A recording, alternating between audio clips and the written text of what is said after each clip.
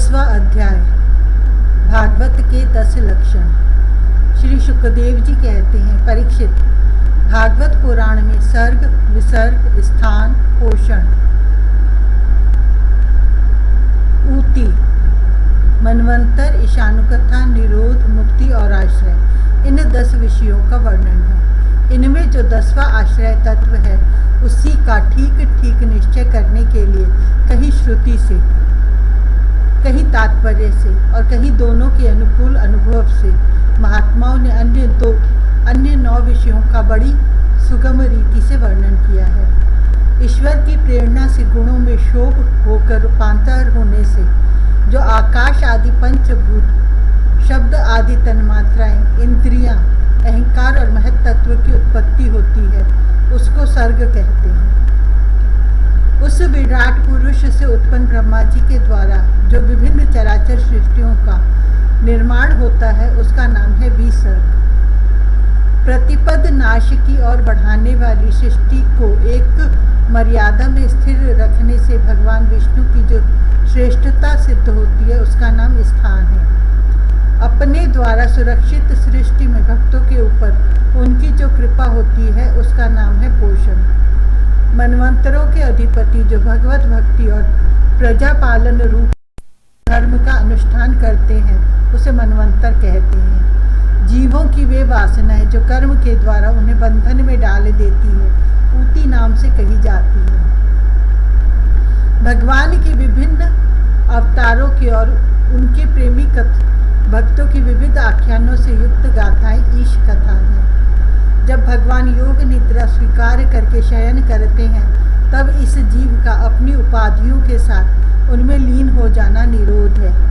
अज्ञान कल्पित कर्तृत्व, भोक्तृत्व आदि अनात्म भाव का परित्याग करके अपने वास्तविक स्वरूप परमात्मा में स्थित होना ही मुक्ति है। परीक्षित, इस चराचर जगत की उत्पत्ति और प्रलय जिस तत्व से प्रकाशित होते हैं वह परम ब्रह्म ही आश्रय है। शास्त्रों में उसी को परमात्मा कहा गया है। जो नेत्र आदि इंद्रियों का अभिमानी दृष्टा जीव है वही इंद्रियों के अधिष्ठात्री देवता सूर्य आदि के रूप में भी है, और जो नेत्र गोलक आदि से युक्त दृश्य देह है वही उन दोनों को अलग अलग करता है। इन तीनों में यदि एक का भी अभाव हो जाए तो दूसरे 2 की उपलब्धि नहीं हो सकती। अतः जो इन तीनों को जानता है वह परमात्मा ही सबका अधिष्ठान आश्रय तत्व है। उसका आश्रय वह स्वयं ही है, दूसरा कोई नहीं। जब पूर्वोक्त विराट पुरुष ब्रह्मांड को फोड़कर निकला तब वह अपने रहने का स्थान ढूंढने लगा, और स्थान की इच्छा से उस शुद्ध संकल्प पुरुष ने अत्यंत पवित्र जल की सृष्टि की। विराट पुरुष रूप नर से उत्पन्न होने के कारण ही जल का नाम नार पड़ा, और उस अपने उत्पन्न किए हुए नार में वह पुरुष 1000 वर्षों तक रहा। इसी से उसका नाम नारायण हुआ। उन नारायण भगवान की कृपा से ही द्रव्य, कर्म, काल, स्वभाव और जीव आदि की सत्ता है। उनके उपेक्षा कर देने पर और किसी का अस्तित्व नहीं रहता। उन अद्वितीय भगवान नारायण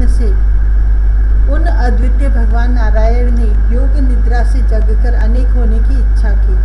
तब अपनी माया से उन्होंने अखिल ब्रह्मांड के बीज स्वरूप अपने सुवर्णमय वीर्य को 3 भागों में विभक्त कर दिया, अधिदेव, अध्यात्म और अधिभूत।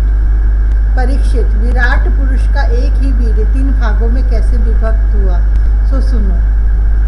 विराट पुरुष के हिलने डोलने पर उनके शरीर में रहने वाले आकाश से इंद्रिय बल, मनोबल और शरीर बल की उत्पत्ति हुई।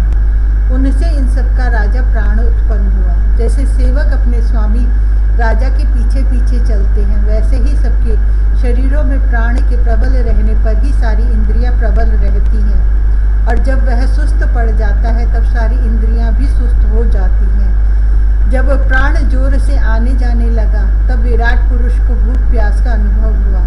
खाने पीने की इच्छा करते ही सबसे पहले उनके शरीर में मुख प्रकट हुआ।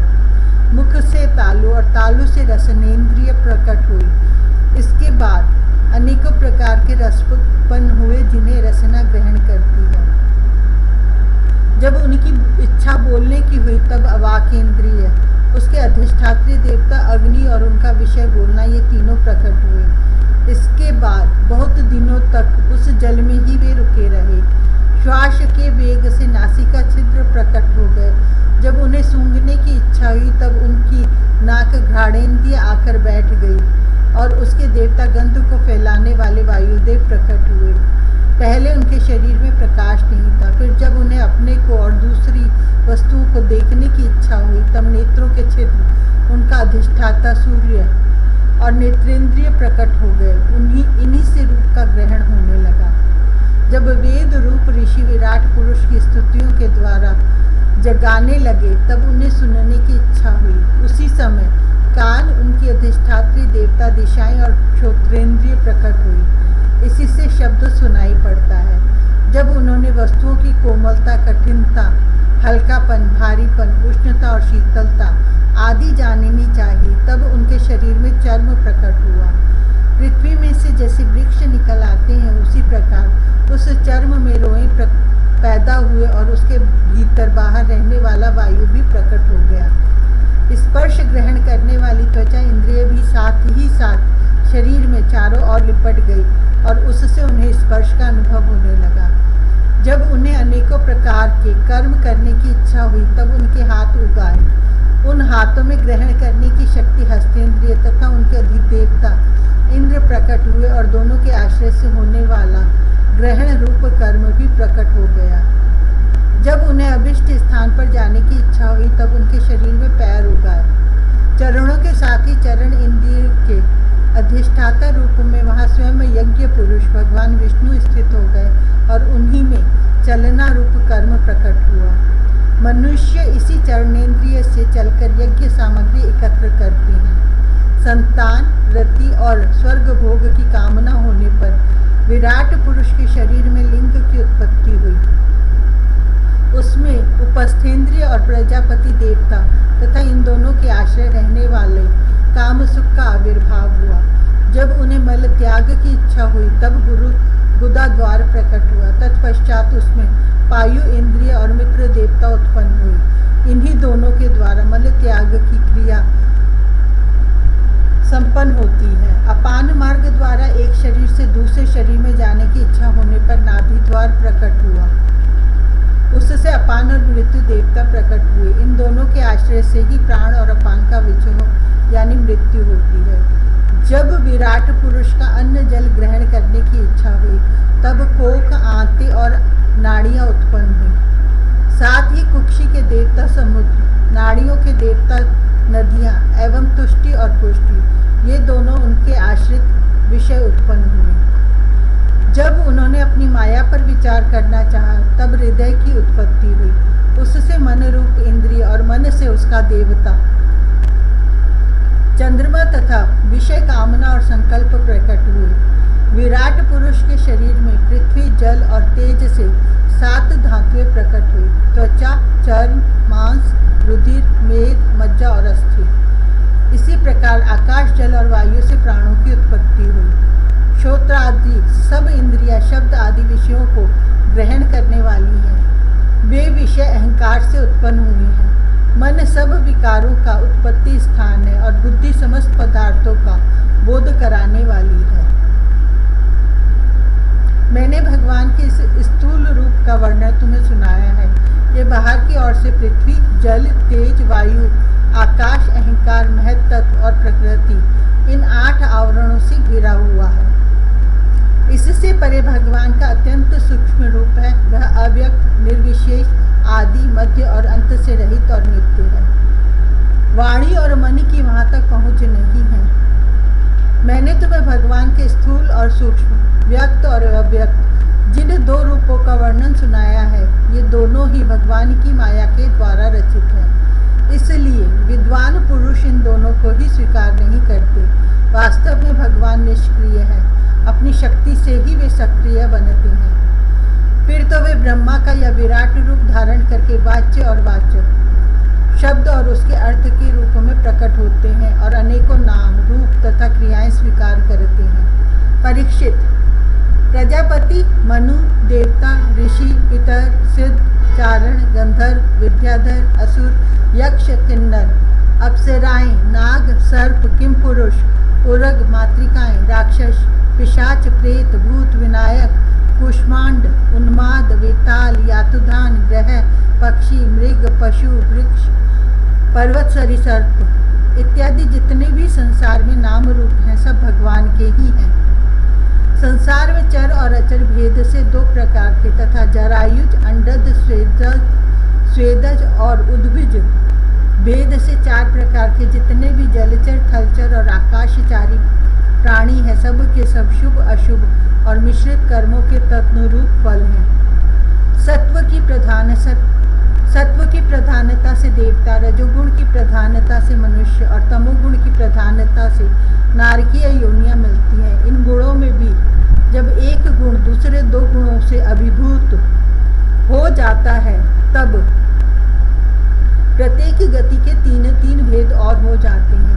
वे भगवान जगत के धारण पोषण के लिए धर्ममय विष्णु रूप स्वीकार करके देवता, मनुष्य और पशु पक्षी आदि रूपों में अवतार लेते हैं तथा विश्व का पालन पोषण करते हैं। प्रलय का समय आने पर वे ही भगवान अपने बनाए हुए इस विश्व को काल अग्नि स्वरूप रुद्र का रूप ग्रहण करके अपने में वैसे ही लीन कर लेते हैं जैसे वायु मेघमाला को।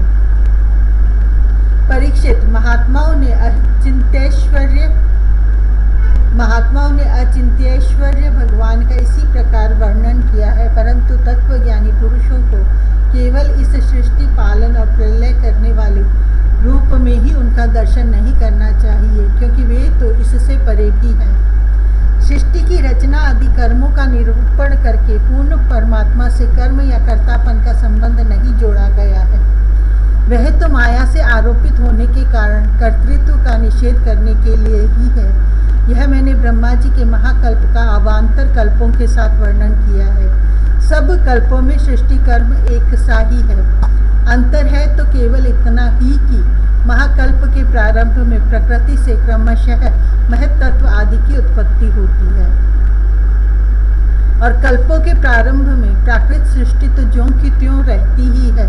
चराचर प्राणियों की व्याकृत सृष्टि नवीन रूप से होती है। परीक्षित, काल का परिमाण, कल्प और उसके अंतर्गत मनवंतरों का वर्णन आगे चलकर करेंगे। अब तुम पाद्म कल्प का वर्णन सावधान होकर सुनो। शौनक जी ने पूछा, सूत जी, आपने हम लोगों से कहा था कि भगवान के परम भक्त विदुर जी ने अपने अति दुस्त्यज कुटुंबियों को भी छोड़कर पृथ्वी के विभिन्न तीर्थों में विचरण किया था।